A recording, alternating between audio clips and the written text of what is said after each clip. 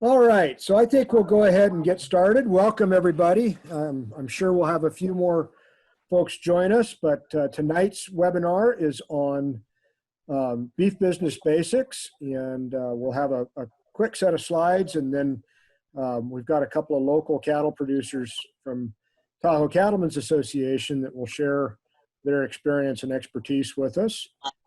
I would like to ask everybody if you could mute yourself. That will help make sure we've got enough bandwidth for all the slides and everything else we're going to do. And I do want to acknowledge all of the TCA board members that we have on the call tonight. In addition to JC Baser and Judd Tripp, we've got Jackie Davis, we've got Jeff Carroll, Greg Lawley. I believe that Don Campo is there in the background. And there I see Don's hand. Perfect. So thank you all, and really thank you to the Tahoe Cattlemen's Association. Tahoe Cattlemen's Association represents ranchers in Placer and Nevada County, and really appreciate them sponsoring these webinars. Before we get started here, I want to do a quick poll and just kind of see where everybody is in terms of their cattle ranching business adventures. And so we'll launch this poll. It'll take just a sec to come up, but go ahead and answer those questions that should be appearing on your screen.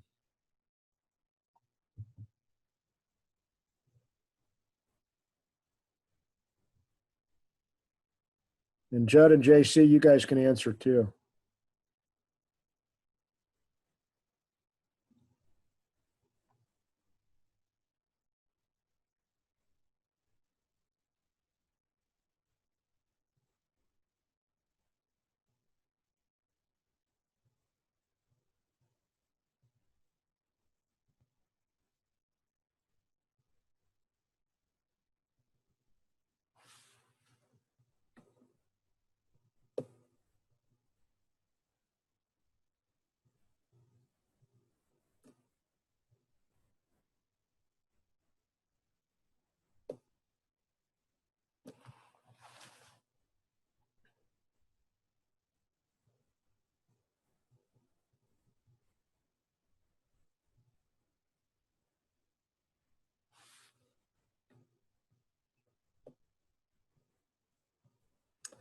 All right, if everybody looks like we're slowing down on the votes, I will stop the poll here and we'll take a look at the results. So it looks like 4 of you are doing this as a part-time business. Nobody's saying it's just going to stay a hobby, which is great. I'm really glad that we've got some folks focused on this as a business. A little more than half of you who responded are profitable, which is outstanding. We want to bring those other 6 businesses up into profitable territory. And then it looks like access to affordable land is the primary challenge. Those of you that answered other, what were the other challenges that you're dealing with?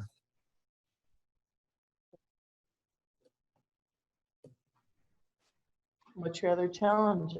I don't know. Oh, accessible. Cost. Yeah, cost. Okay. Total cost of the operation. Okay. All right. Great. Hey, Dan, my 2 biggest costs are electricity and NID water. Okay. Okay. Are not the biggest, but 2 of the bigger ones anyway. Yep. Yep. I see some other heads nodding. That's probably a concern for everybody, isn't it? All right. Well, that's helpful. Thank you guys very much. Just as we go through this, if you have questions, go ahead and put them in the chat box. I'll try to keep an eye on that as we're going. I'm also recording this, and so we'll have, as we did last time, we'll have videos up probably by the end of the week on my YouTube channel. So we've got a question about why electricity is a big cost. And Greg, I'll throw that back to you real quick as I'm getting set up to share my screen. Well, it's a big cost for me because not only do I purchase the water from NID, but it is dropped off into a slough and then I have to pump the water into a solid set sprinkler system. So between the NID and the PG&E, it adds up to quite a substantial amount of money each year. Thank you, Greg. All right, so let's run through these slides real quick, and then we'll get to the Q&A part. But I wanted to give everybody a foundation on kind of basic business principles as they apply to a ranching business. We're going to talk about whether we're doing this as a lifestyle or as a ranching business, talk a little bit about what makes a sustainable ranch business, and then we'll dive into the economics in a little more detail. So by the end of the night, I hope everybody's got a little better understanding of the importance of profit and what profit is. I'm going to give you some tools to analyze your economic viability that I'm happy to walk through with you one-on-one, and then we'll talk about some tools for looking at what your barriers to profitability might be, making sure we're fixing the right things first. So in terms of our lifestyle versus a business, just some questions for you. Would you prefer a ranching lifestyle that requires off-ranch income to cover ranch expenses, that is unable to pay anybody that you hire a competitive wage, that's unable to pay you as the owner a competitive wage, and that loses money every year? Does that sound like a lifestyle that any of us would want to pursue? I know in our little sheep business, that's certainly, it's too hard to work to be just a lifestyle. Or would you prefer a ranch business that pays a competitive wage and provides benefits to anybody you've got to hire, including your own family, that provides adequate income for the owners, that provides a clear path for bringing the next generation into the business, that covers all its expenses, and that generates a profit? And I think I know how I would answer that. And I would assume that since all of you are thinking about this as a business or already have a business, that you would agree with these points. We hear the term sustainability a lot when it comes to agriculture, and I want to throw out kind of my definition of how I view sustainability. I think a lot of folks, when they talk about sustainable farming or sustainable ranching, are thinking about the environment. And that's certainly one piece of trying to work with Mother Nature, but it's only one element of sustainability. There's also this element of community sustainability, which I think is why an organization like Tahoe Cattlemen's exists, to try to perpetuate the cattle business in our community.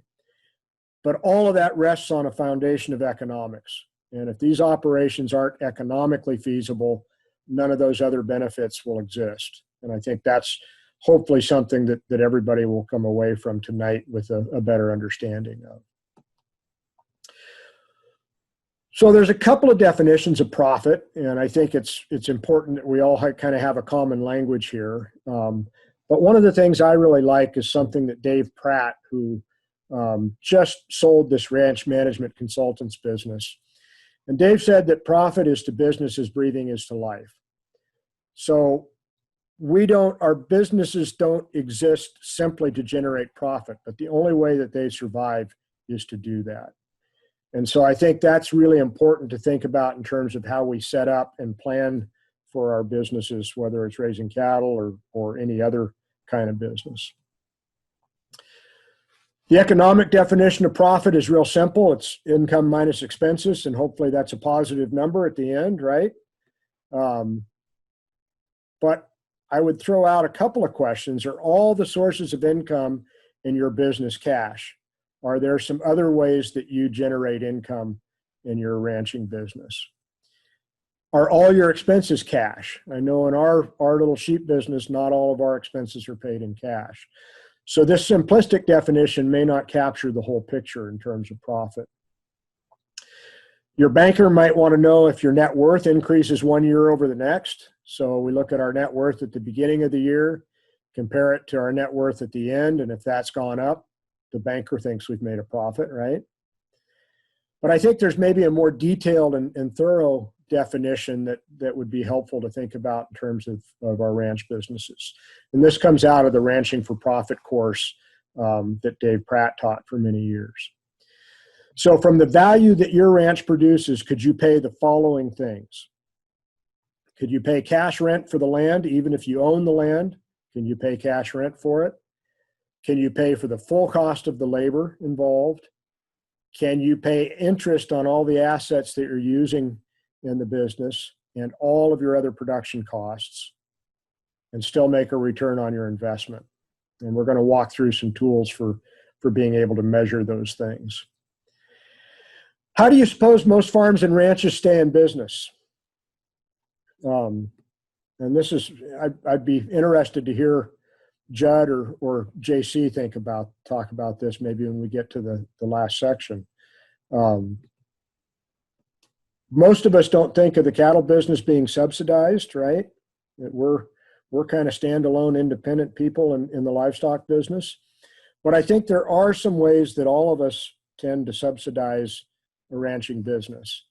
I know for us, I don't necessarily always pay my kids what they're worth when they're helping me work sheep. And I think there's a lot of unpaid labor that goes into a lot of our businesses. We use land that's free. You know, if you're using family land and not paying rent for it, that's perfectly fine if that's a conscious decision. But that land needs some return to it as well. And if we're not paying some kind of cash rent for that land, it is subsidizing the business.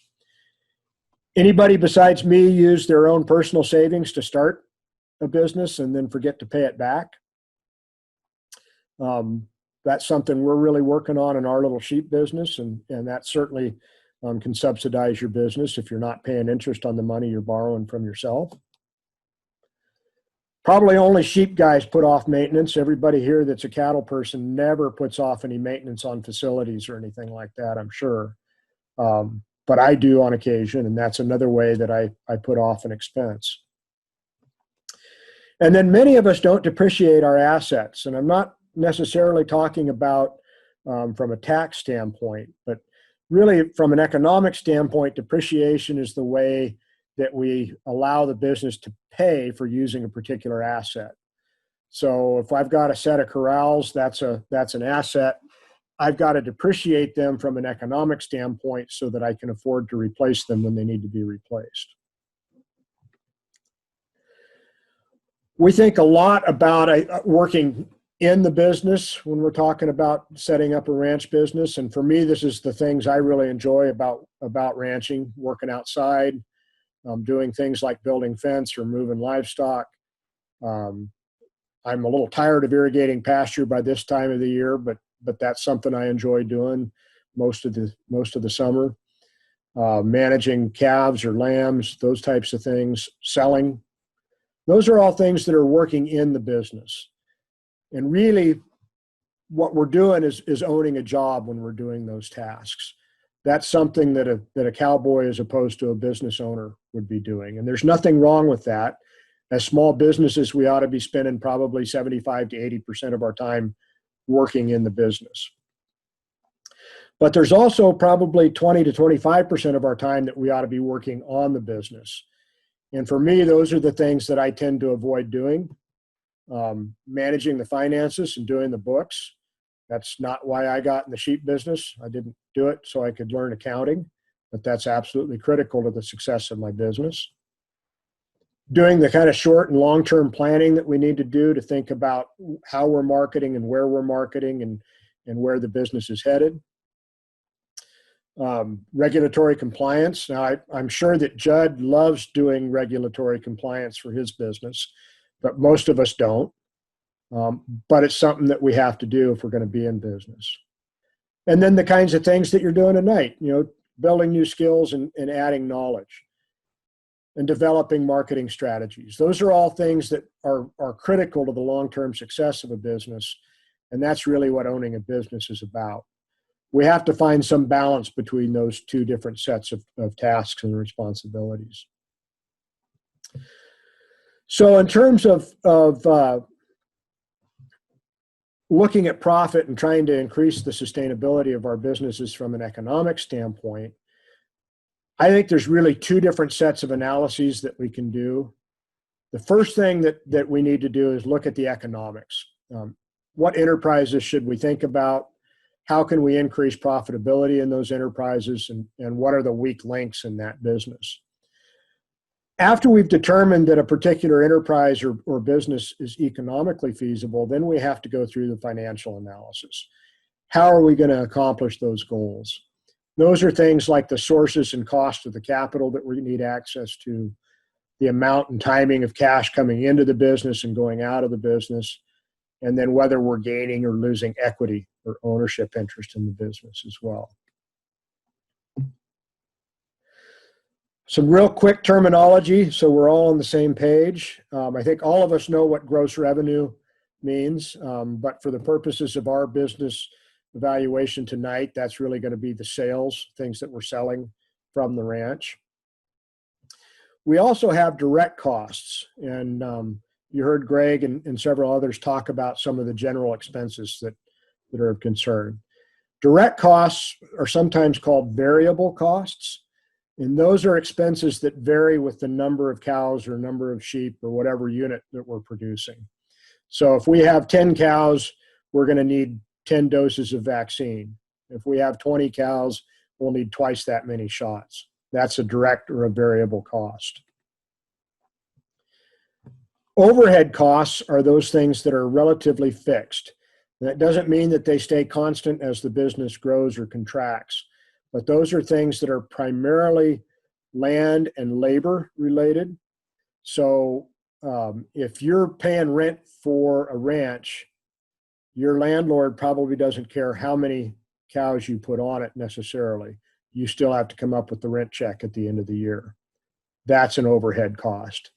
And those are relatively fixed.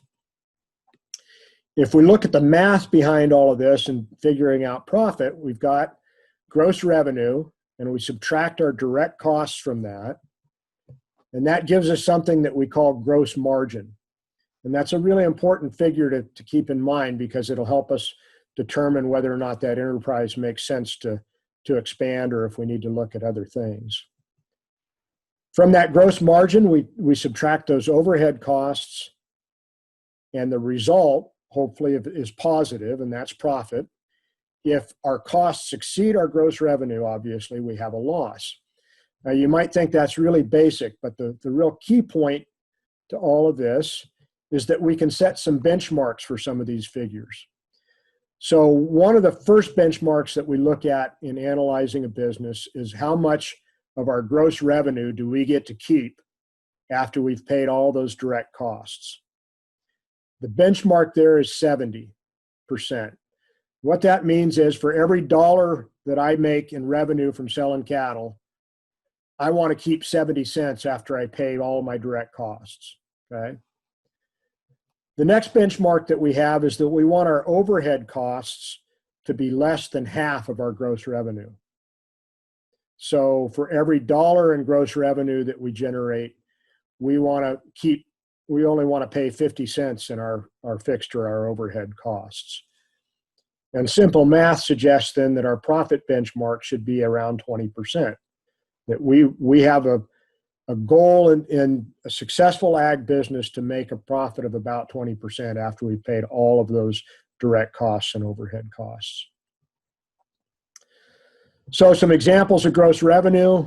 These are all things that would generate revenue for a ranch. There may be others in your particular operation.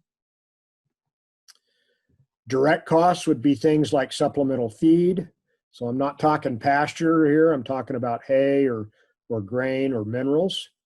Vaccines and medications are a direct cost because that varies by how many cows you're operating. Ear tags and other livestock identification costs go into direct costs. Commissions for selling cattle at the auction or other marketing costs are a direct cost. And then things like brand inspections. Overheads, as I mentioned, are primarily land and labor.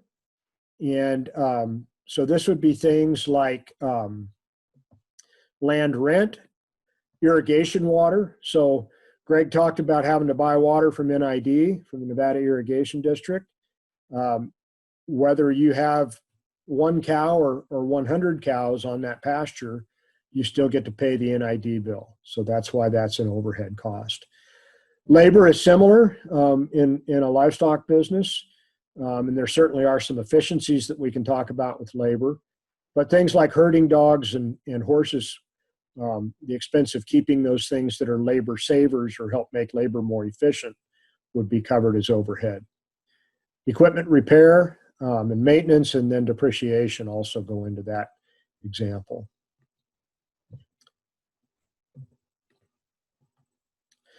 So we're going to go in the cattle business all together tonight. And this little graph is going to be our ranch. There's just a couple of constraints or assumptions that we need to go through before we get to ranching. So we have no money to start this business, okay? None of us are going to put our own money into it. We also all have our own jobs, so we don't have any time to run the business. And we have no land, okay? Just some minor constraints.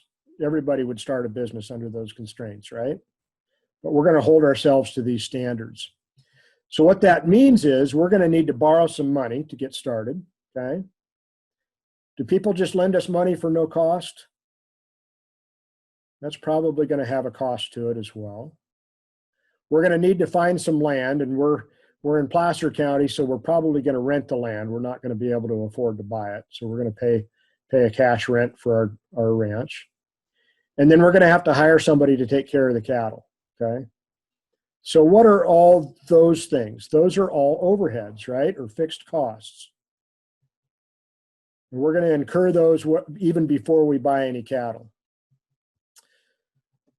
So this straight line, this red line here now represents our fixed or our overhead costs. Even if we sell no calves, we're going to incur these costs, all right? But that's not all the expenses we're going to have. We're also going to, after we buy the cows, we're going to have to do things like buy some supplemental feed, pay for the vet bill, as we talked about last week. We're going to have to come up with our ear tags and our livestock identification system and our marketing costs. We'll have to pay some interest on the cattle purchase loan. Those are all those direct costs that vary directly with the number of animals that we produce. And so our base costs are these overheads.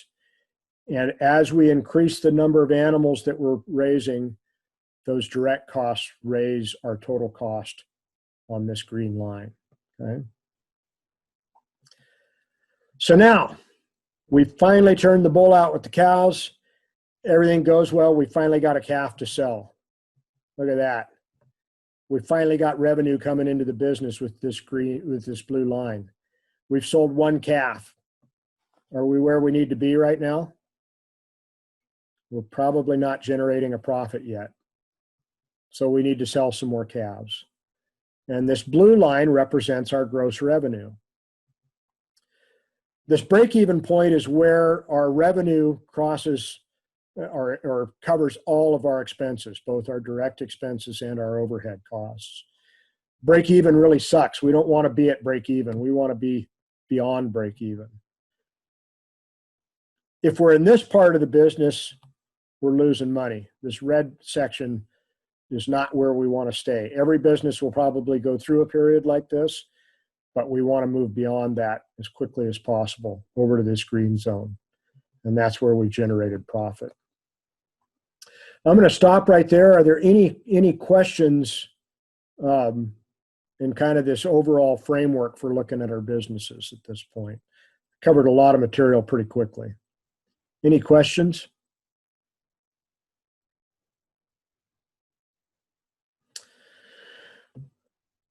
All right, so let's talk a little bit about how we can look at our own businesses if we're not profitable. And I think it's really tempting to say, well, obviously my expenses are exceeding my income. I just need to cut expenses or I need to raise my prices and then everything will be okay. But the reason I'm going to this detail is that there are some specific things that we can look at when our businesses aren't profitable. And it comes back to this equation that we looked at early on. And if we look at the benchmarks, that helps tell us where we need to focus our attention in troubleshooting our profitability. So if it's not profitable, we need to look at that right section of the business. It could be our gross margin, in which case our gross revenue and direct costs are out of whack. It could be that we've got too much overhead in the business, and there may be some things we can do to address that. Or maybe those overhead and gross margin benchmarks are perfectly fine, but we're just not generating enough profit. We're not sized big enough yet to generate profit. So let's start with gross margin. If we're not able to keep 70 cents out of every dollar we take in gross revenue in our business, that means our gross margin ratio is a little bit out of whack. And if you think back as to what goes into gross margin, we've got our gross revenue, and we can increase our gross revenue. What are some ways that we could increase gross revenue? How would you do that in a business, in a ranch business? Any thoughts?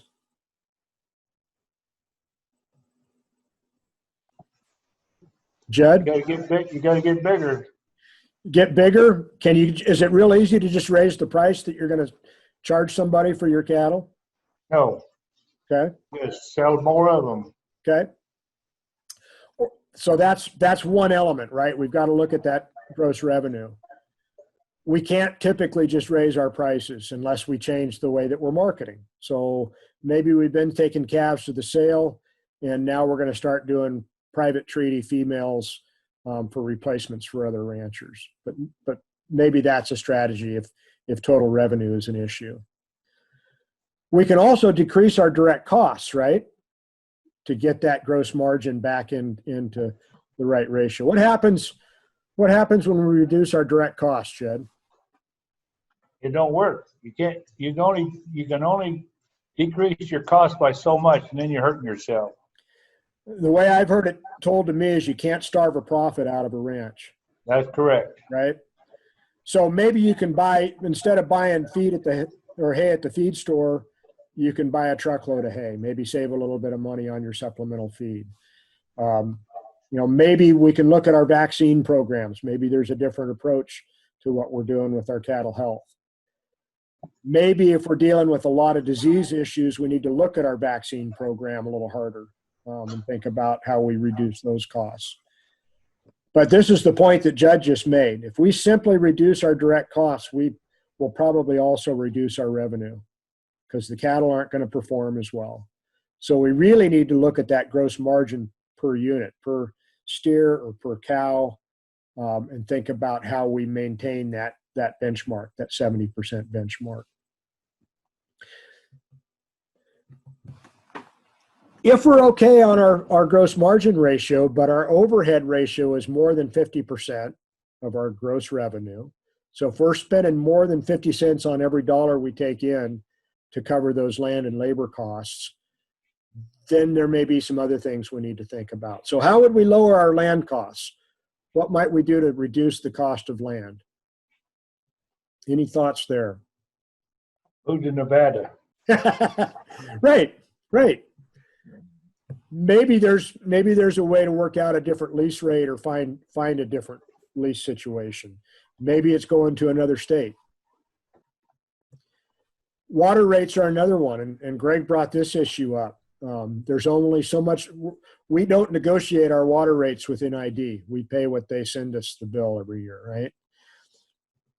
But maybe there's some things that we can do to increase our water use efficiency.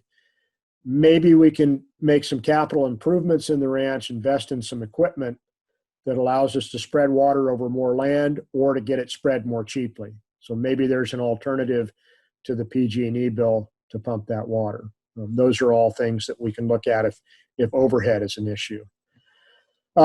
Some of us fertilize pastures. I think, Greg, this is something that you do, and I think you've done a good job of taking a look at how much more feed it grows versus the cost of putting it out. But that's a way to increase the productivity potentially of our land. And there may be some others that can reduce our land costs. How about labor costs? What can we do to reduce labor costs other than not pay our kids? Trade labor with the neighbor. Trading labor is absolutely a way to do that. What's another way we might do it? How can you increase labor efficiency? Any thoughts there? Use your kids more. And make sure they got the skills, right? So I seem to recall that Judd used to feed small hay bales and now feeds big hay bales. That's correct. And how did you accomplish that, Judd? When my guy told me his back hurt and I wasn't going to feed it anymore, I had to go buy a tractor. But that made it more efficient to put that much hay out, right? What's interesting is I bought a $35,500 tractor. Thought I was nuts for buying it. I saved $12,000 a year in wages, and the hay bale went down by $50 a ton because you can buy big bales for $50 a ton less than little bales. And I can put it out myself, so the tractor paid for itself in 2 years. And that's another really important point to think about in terms of buying equipment or buying anything, any capital asset. How long is it going to take you to pay off, right? Right. And it paid off faster than I thought it was. And I thought I was nuts for buying it. But now I'm wondering why I didn't do it 10 years ago. I think another piece of this, and it's kind of that piece that Judd just talked about, and JC talked about it a little bit, but we can also improve our own skills and knowledge. So I'll use an example from our little sheep business. When we started out, it took me as long to build portable fence for 25 head of sheep as it takes me today to build electric fence for 200 head of sheep. And that's because I got better at doing it. And so my labor costs per unit went down because I got more efficient, got better at what I was doing. Another component for us in the sheep business is learning how to use dogs effectively.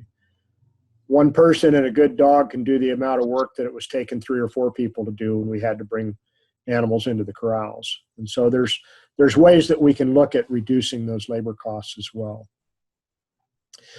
The last area, and this gets to something that Judd pointed out too. So let's say that we're able to keep 70 cents out of every dollar we take in after paying our direct costs. Our overhead costs are no more than half of that total revenue, but we're still not showing a profit. What that tells us is that the business is economically feasible, that we're covering our direct costs, we're covering our overheads. Now we need to produce more units. And we call that turnover. We need to expand.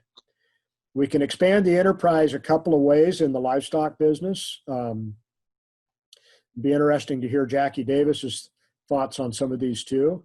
But we can increase our cattle numbers while holding our costs stationary, right?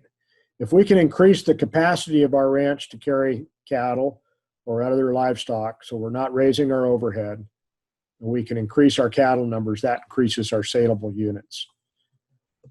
We can also improve our reproductive efficiency, right? So if we're only getting 70% of our cows bred, maybe we need to think about doing a better job with reproduction and getting more calves out of the cow herd we've got. There are costs to that, and I think we could have a whole session on whether we should optimize or maximize our calving percentage. Does it make sense to go from a 92% conception rate to a 99% conception rate? It may not, but those are all things that we can look at if we're trying to increase our profit ratio. The other thing we can think about is adding an enterprise. But I would be really careful with this option. A new enterprise is going to have its own direct costs and probably its own overheads. So if those of you all got a wild hair and decided that you're going to add sheep to your cattle business, I mean, who wouldn't want to add sheep to the ranch? That's going to add additional costs, right? But maybe there are other enterprises with your existing operation, like getting paid to bring cattle someplace to get the fuel load down in the springtime. There's a lot of sheep guys that have figured that out, where they're getting paid to feed their animals, and that's an additional source of revenue for them. So Anything that anybody else would add to this particular part of the conversation, Judd or JC? Well, Jackie sells, feeds cattle out and sells the meat. He has a niche market. And I used to sell cattle off the ranch to backyard people. Don't anymore, but that was an added income. Yep. And JC has a unique situation of his own, and he's got unlimited possibilities, looks to me like. But you were talking about increasing the number of cattle on the land. You can only do that so far. Yep, absolutely. And that's a great segue for Thursday night's talk, where we're going to talk about grazing. Because Greg has the same problems I do. Yep. As everybody. Yep. So much money, you can't run no more cattle on that place. Exactly. Well, then what do you do? So then we have to really dig into what makes the most sense for that business. Is it optimally sized already? Or do we need to look at overhead costs or direct costs? Okay, there's one thing you haven't brought up. Yes, sir. Is most of these people work and they can use their cattle operation as a tax write-off. And I know ranchers that have been losing money for 40 years and they still get bigger. And the tax write-off is one of the biggest things you could use to help your small operation. And that is true to a point. There is a point at which the IRS will want you to show a profit. But if you have a profit 3 out of 5 years, it works. Exactly. The other thing is too, if you need cash, you can haul your cattle to town 5 days a week and come up with cash. Yep. Now that when I was an order buyer in California, Nevada, and Idaho, I would go to a ranch and one of the family members was working in town. And one of them was on the ranch running it. And I went to one place and both of them were working in town and running the ranch. The supplemental income, because most ranches will not support the whole family. Well, and I think that's an important point, Judd, and I think that's part of setting a goal when you start a business. You know, is the goal for it to be a full-time income for everybody in the family, or is the goal for it to be a part-time business that provides some additional income? And I think there's examples of that on this call tonight that we'll dig into in just a little more depth. A couple of really quick points. I think your point about selling meat as an added enterprise is important. But keep in mind that selling meat has additional direct costs and overheads beyond just raising the calf. And it's important to look at all of those closely as well. What we found when we sold lamb instead of selling live animals was that if I couldn't make profit selling my lambs on the hoof, it didn't make sense to spend more money to get them put into packages, because of all that added cost in having that processing done. So it's important to look at that as a separate enterprise as well.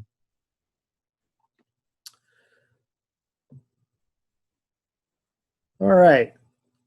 So just a couple of other things. I think we'll talk about this a little more as we get into the conversation tonight, but really the idea is that we've got all these elements of a ranch business that we need to balance. We've got the environmental issues around forage quality and quantity and carrying capacity.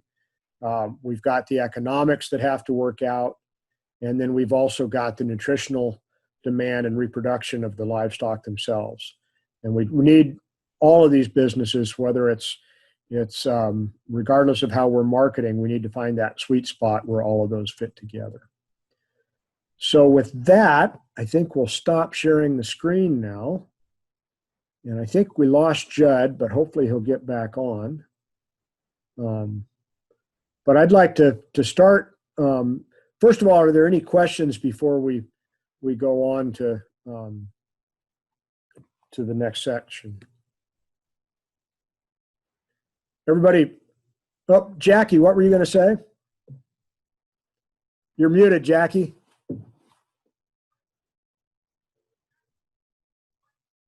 That better? Yep, now we can hear you. One thing you didn't mention there, and it's kind of right up my alley, is genetics.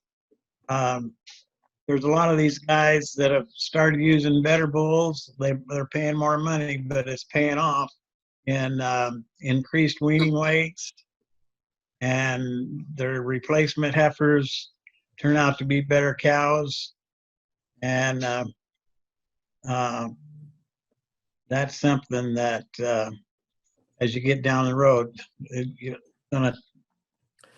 Absolutely, and I'm gonna come to that question. I'd like to get your thoughts and JC's thoughts about how you evaluate the cost of genetics and figure out where your emphasis ought to be. Yeah, as you question that, I'll step into that because obviously I've made that mistake over the years, with some genetics, and I'll elaborate on that as we get into it. That'd be great. I think, JC, if you don't mind leading off, could you kind of introduce yourself and tell us a little bit about your business? What do you do? Yeah, my name's JC Baser. Live here in Placer County, actually in Lincoln. I've grown up here.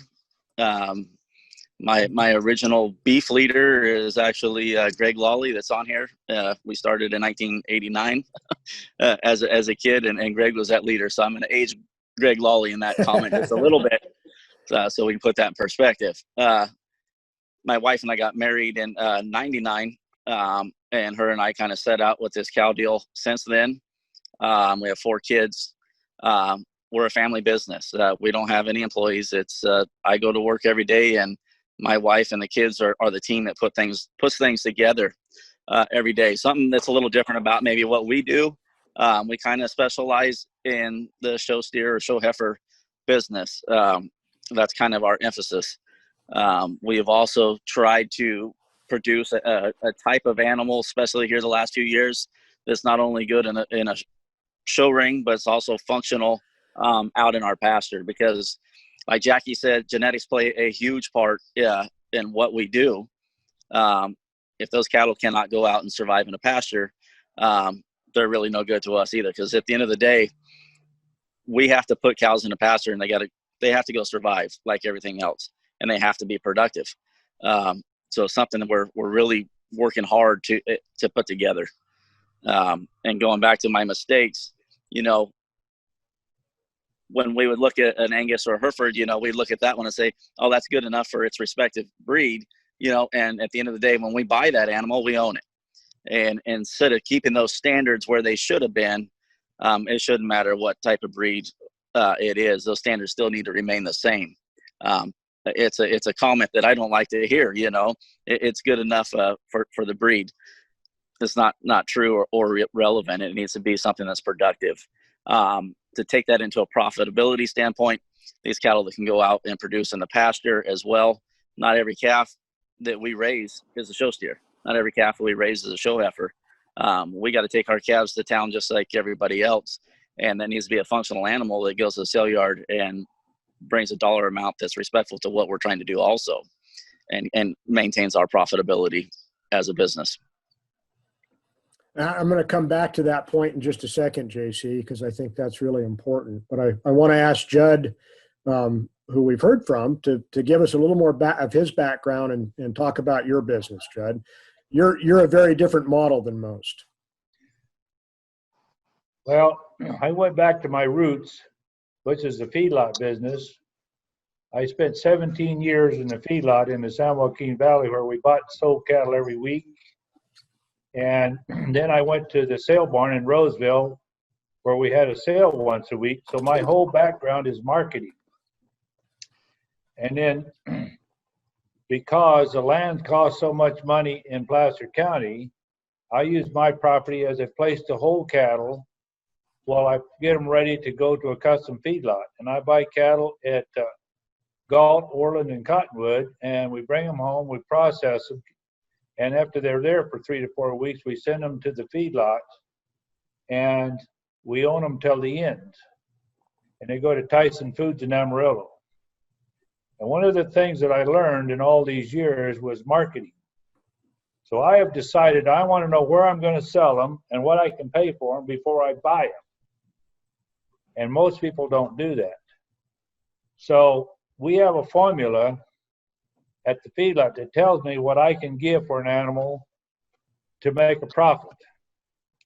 And it's, for instance, on every Wednesday I call and he says for a 950-pound steer that's beef fat in April, it's 160 days on feed, I can give $1.10 for them. No, I can give $1 for them, and they're worth $1.10 on the futures market. And I sell all these cattle on the futures market. For an 850-pound steer, they'll come out 15th April. That's 175 days. I can buy a 750-pound steer that will come out the 28th of April. That's 190 days on feed. A 650-pound steer is 210 days on feed. It'll come out in May. And a 550-pound steer will come out in 230 days. It'll come out in June. I have a price that I can pay for all those things. Take it all the cost. And the cost is 8 cents a pound to go down there. The cost per pound of gain is 90 cents. So we sell these cattle on the futures market to ensure a profit. And when the cattle are sold, we get out of our position. It's like buying insurance, is what it is. And this worked really well until the COVID thing came along, and it all blew up in my face. But I want to know where I'm going to sell them and what I'm going to get for them before I buy them. And marketing is one of the things that most people do not pay attention to. And I learned that in the sale barn. I learned that in the feed yard. So when you're starting an operation or you have an operation, like JC knows where he's going to sell his cattle.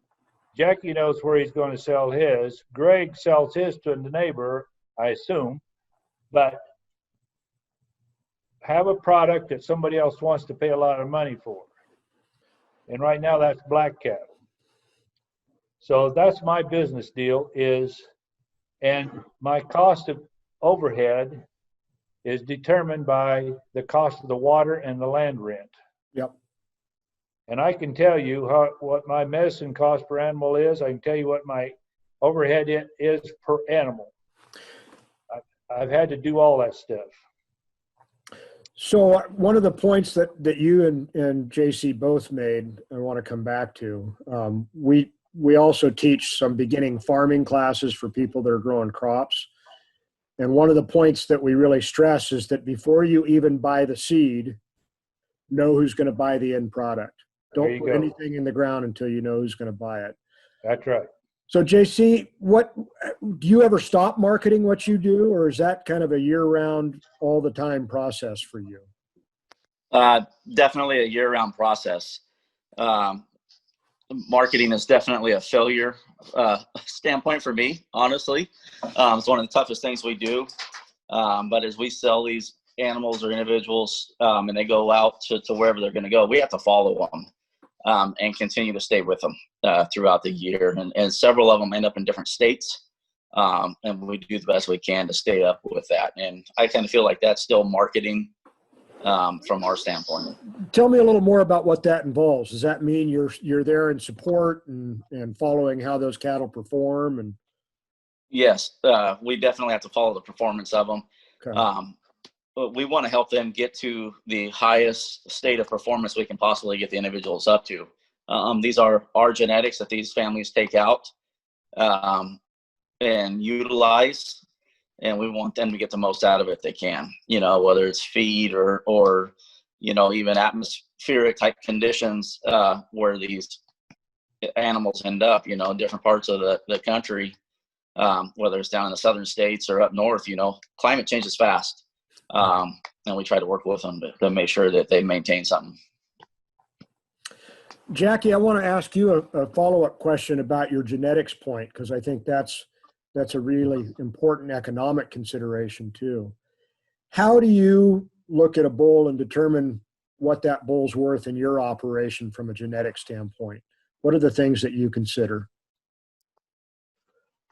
I think you're on mute.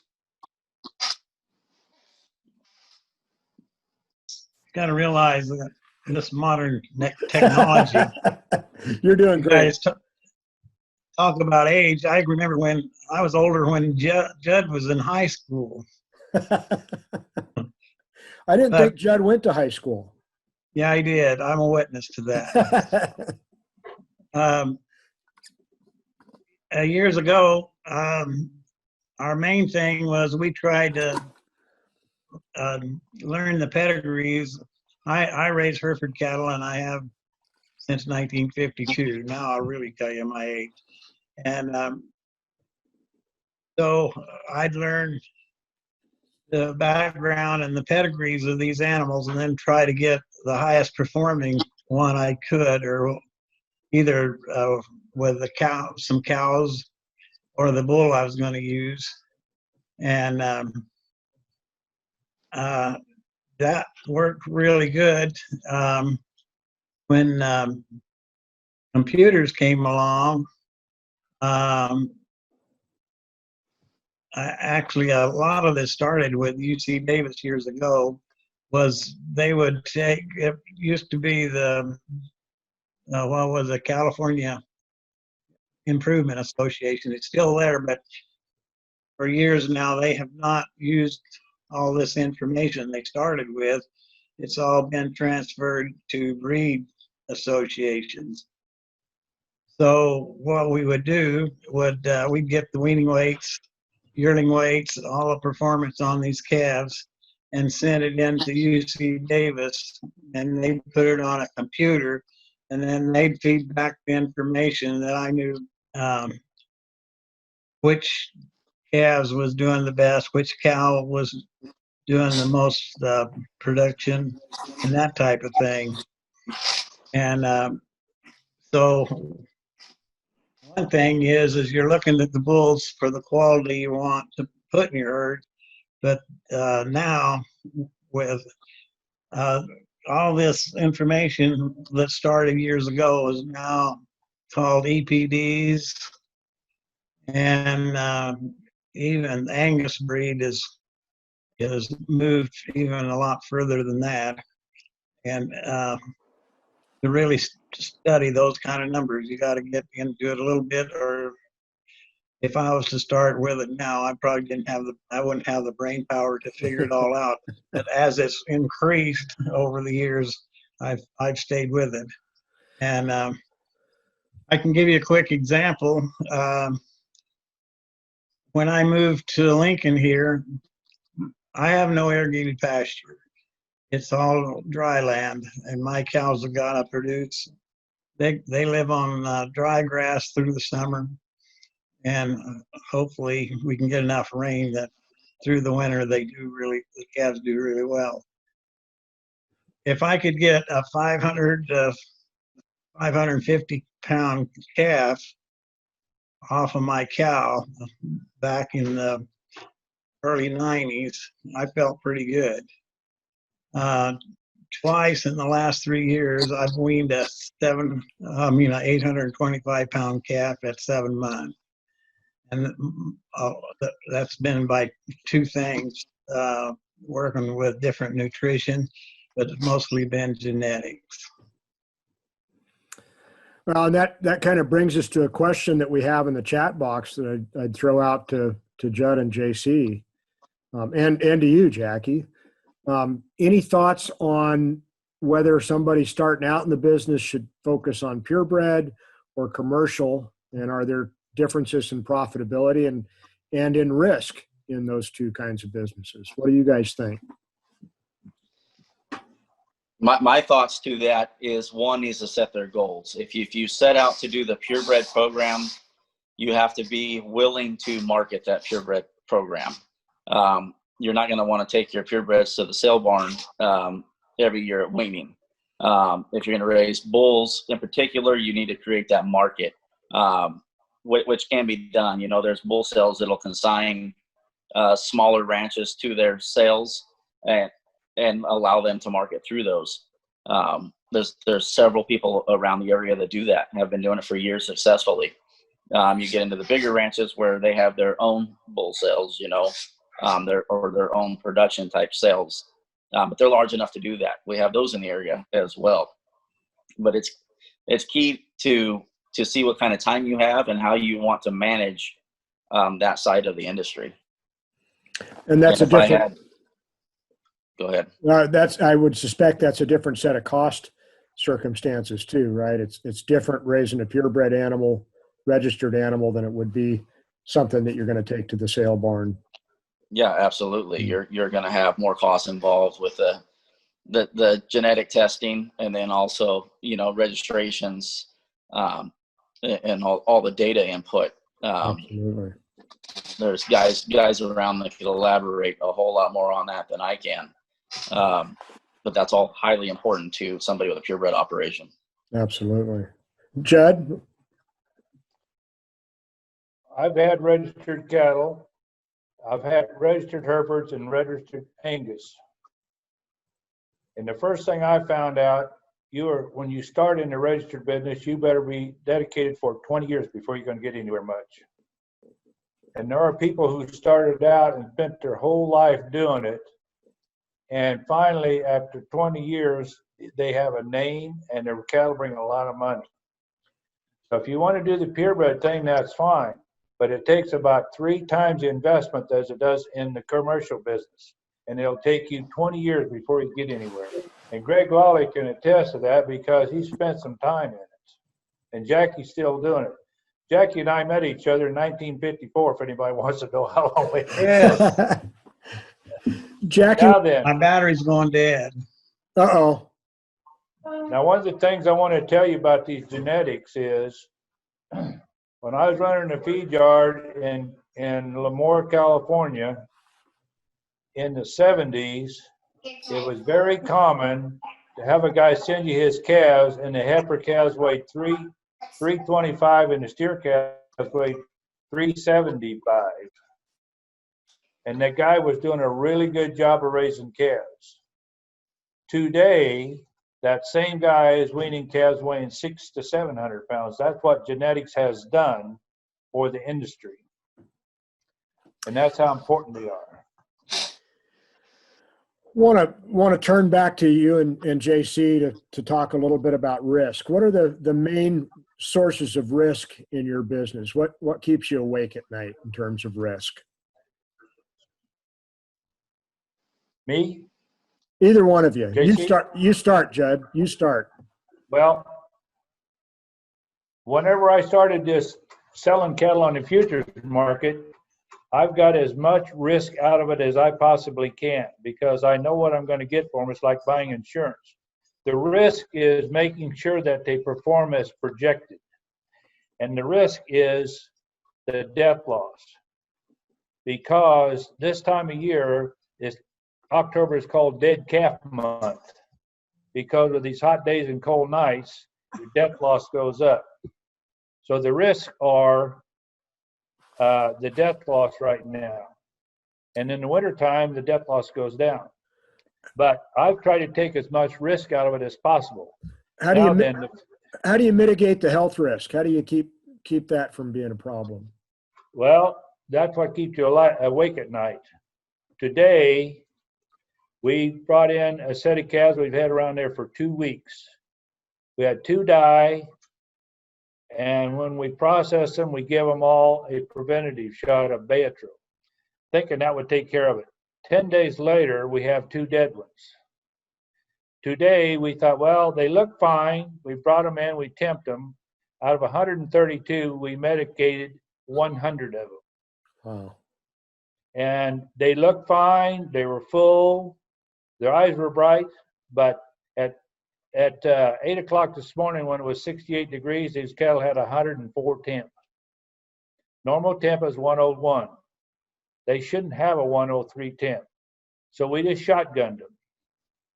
That is the big risk right now. I don't know what the national death loss rate is. I'm told it's 5. I've never had over a 4. Most of the time it's 1.2 or 1.3. So I must be doing a good job. But it is very frustrating trying to keep these cattle alive this time of year. And so that's my big risk, is the health part.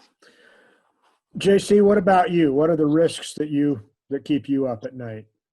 I'm kind of along those same lines as Judd this time of year because this is our sale season.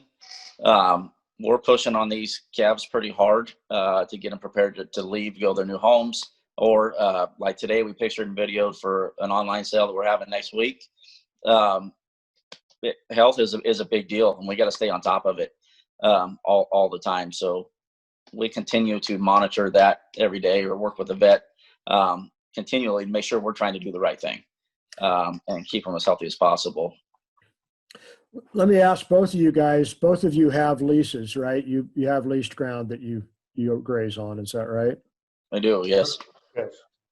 Do you carry insurance to cover liability on those places? Yes. Yes. And where do you get that insurance?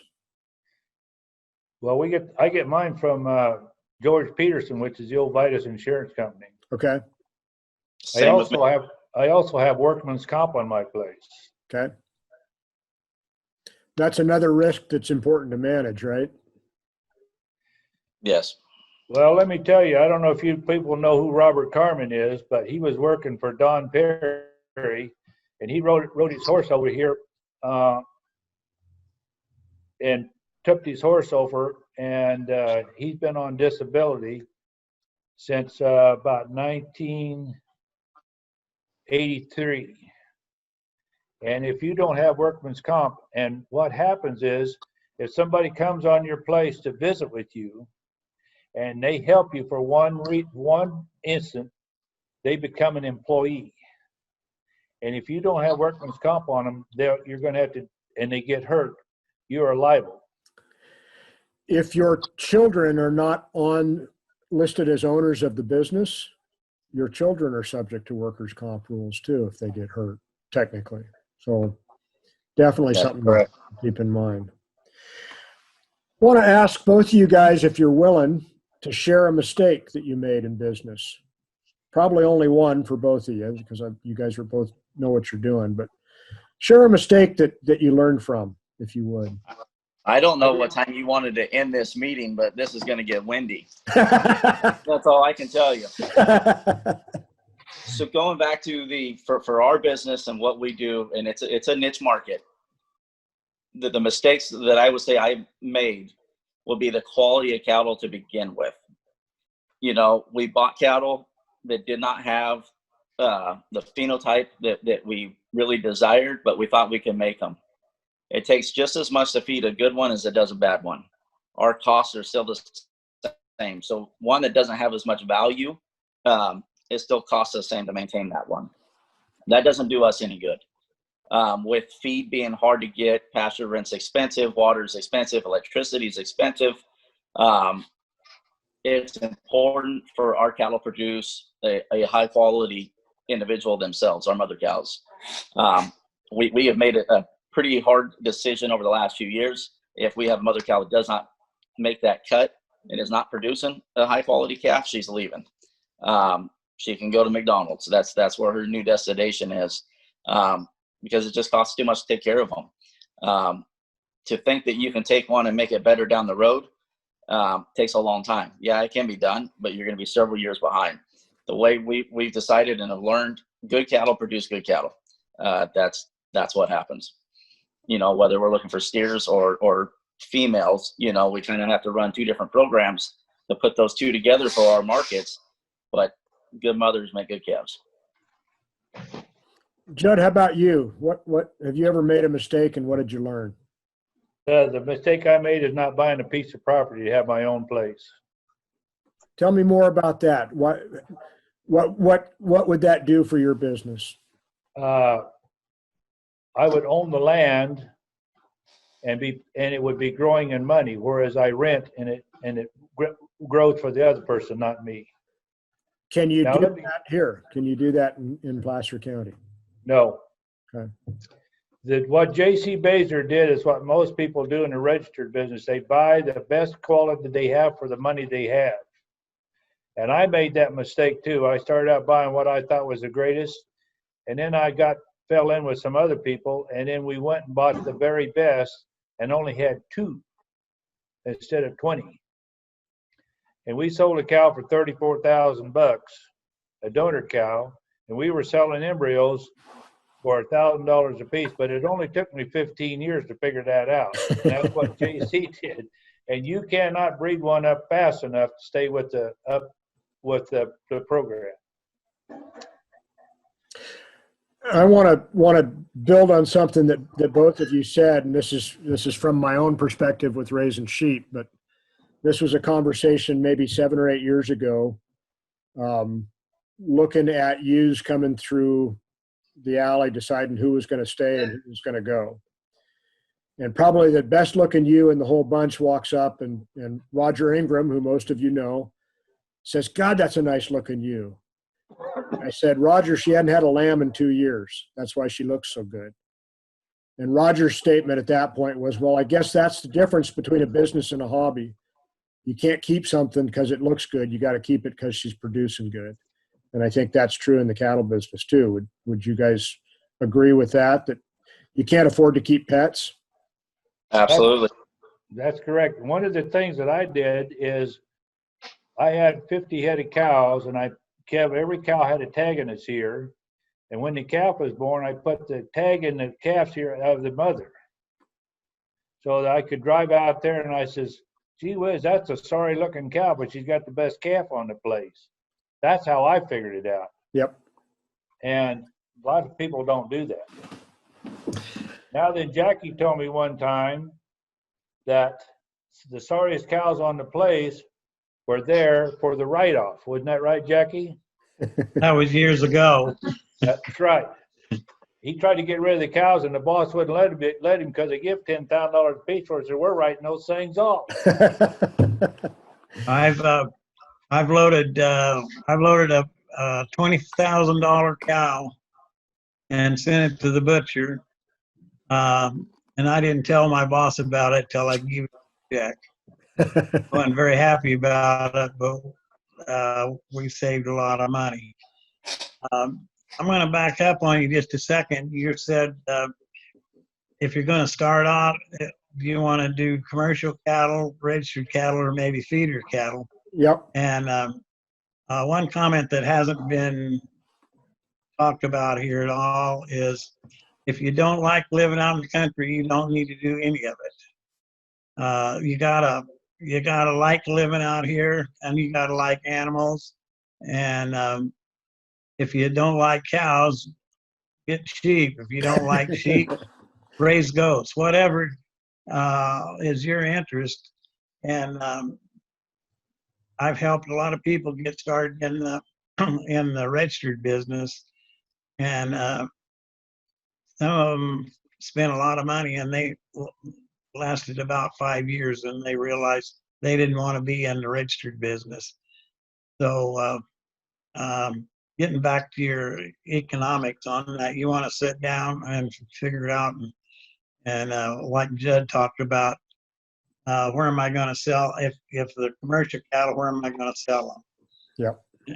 And right now, if you're raising them in Placer County, you're going to take them to the sale yard and get $1 a pound for your 500-pound calf. You've lost money. Yep. That's the other thing is too, if you're going to have the cows and calves, you need to have a product that the other guy wants to pay a lot of money for, and that's blacks. And what's unfortunate is most cattle producers spend 90% of their time producing the product and 1% of their time marketing. That's a very unfortunate situation. But the vaccination programs that's coming around today, and the weaning programs, and the blacks, those are all selling points to make them bring more money. And the blacks and black ballies and the Charolais crosses are what brings the most money. So if you're starting out and wanting to have cows, that's kind of what you want to do.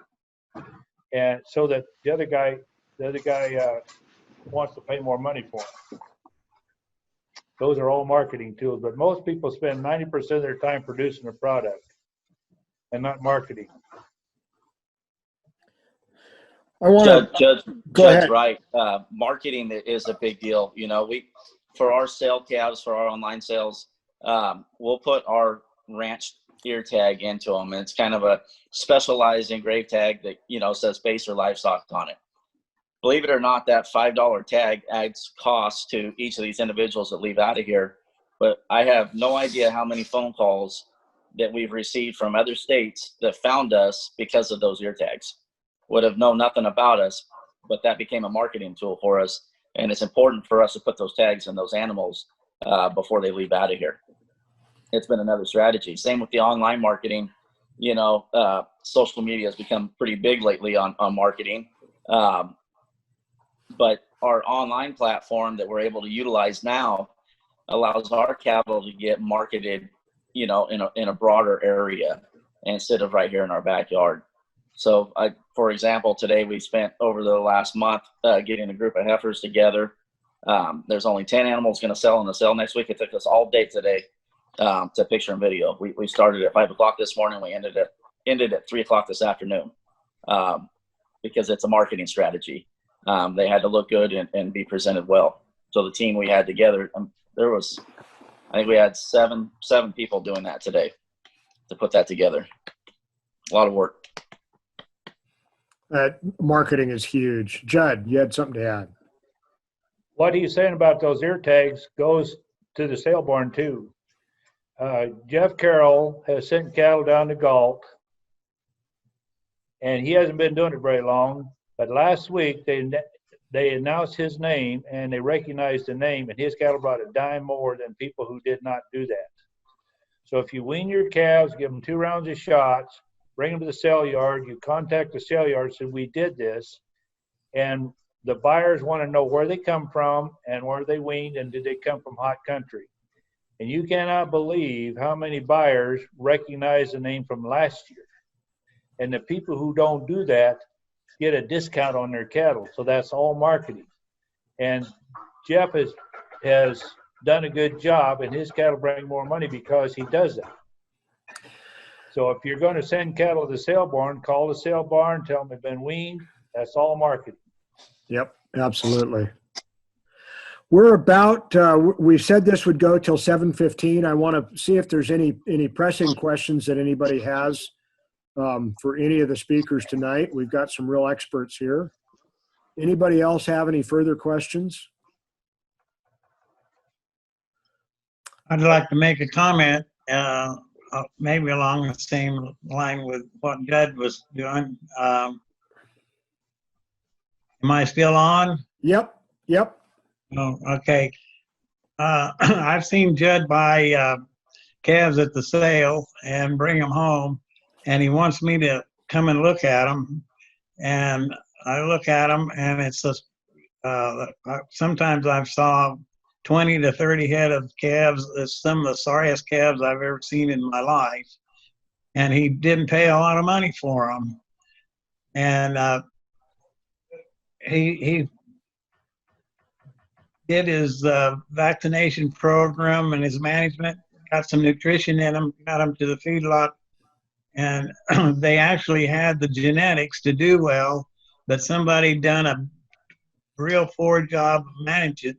And Judd took advantage of that. I've seen him pay 20 cents a pound less than the market for some calves that were just terrible looking.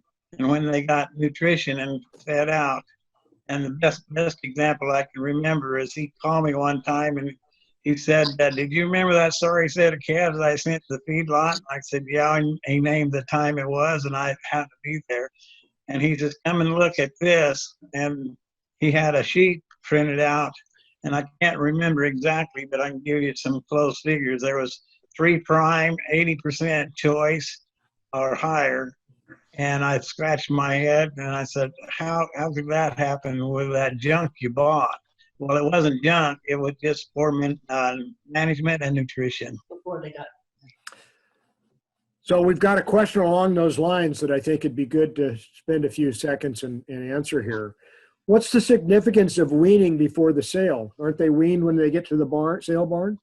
Why would you wean them before? Well, part of it's the health. If they got 60 days worth of weaning and they've had 2 rounds of shots, they're healthier and they're going to have less chance of getting sick. Yep.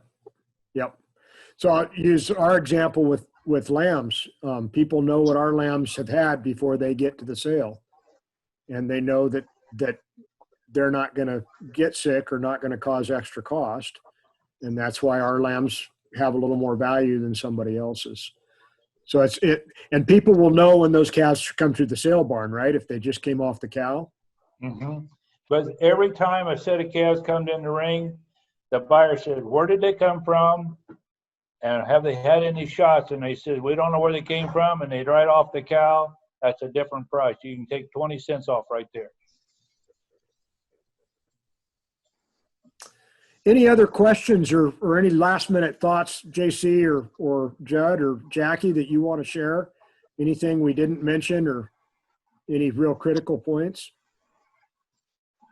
Yeah, I feel like the cattle business is something you have to have a passion for.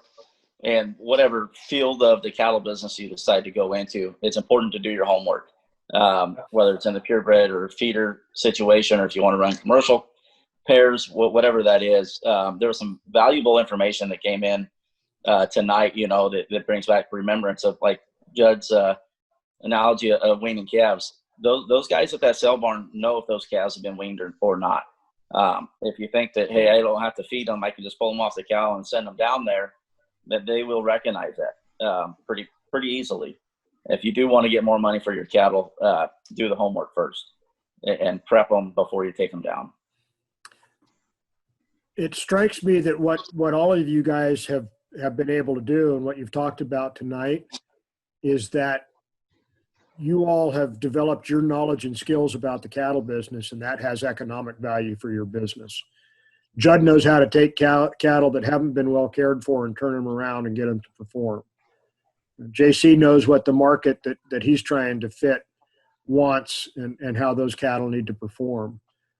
Jackie's knowledge of the genetics is part of the value that he brings to his business. So I think for folks getting started, really spending the time to learn and build your own skill set is really critical as well. With that, I really want to thank all of our speakers tonight. This has been I've learned a lot, as I always do when I talk to you guys. I really appreciate that. We have on Thursday evening a grazing management basics webinar. Greg Lawley and Joe Fisher from Bruin Ranch will be joining us for that. On the 27th, I have a workshop on targeted grazing. It'll predominantly be sheep and goat folks, but I think there's room for cattle producers to learn about targeted grazing and getting paid to graze as well. On the 28th, we have an informational meeting about wildfire from a commercial ranching perspective, and I would encourage you, if you're interested in that topic, to join us then. And then on October 29th, we'll have the last in our beef cattle webinars. We've got the new feedlot specialist from UC Davis going to talk about cattle nutrition. It'll be applicable to grazing as well as to finishing cattle. So sign up for that as well. I will have this video posted if there's something you want to go back to, and I will be sending an evaluation out so you can give us feedback on what you learned and what you wish we'd have covered, and ideas for future workshops and webinars as well. And then the last thing I want to add, at some point we'll be able to do in-person workshops again, and we do a 6-week short course for people that are already in farming or ranching, already have a business established, where we'll really dig into this business part of it in more depth. And you'll come out with a business plan and with a financial plan and a marketing plan for your business. So if that's something you're interested in, stay tuned.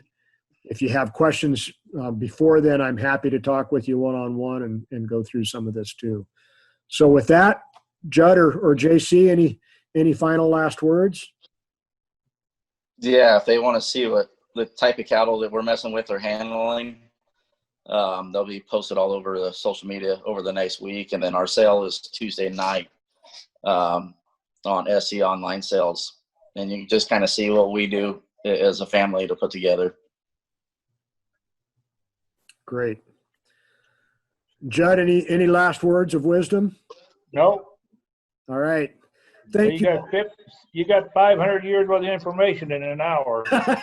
It's like drinking from a fire hose. Thank you guys very, very much. Have a great evening, everybody, and hope to see you on Thursday evening.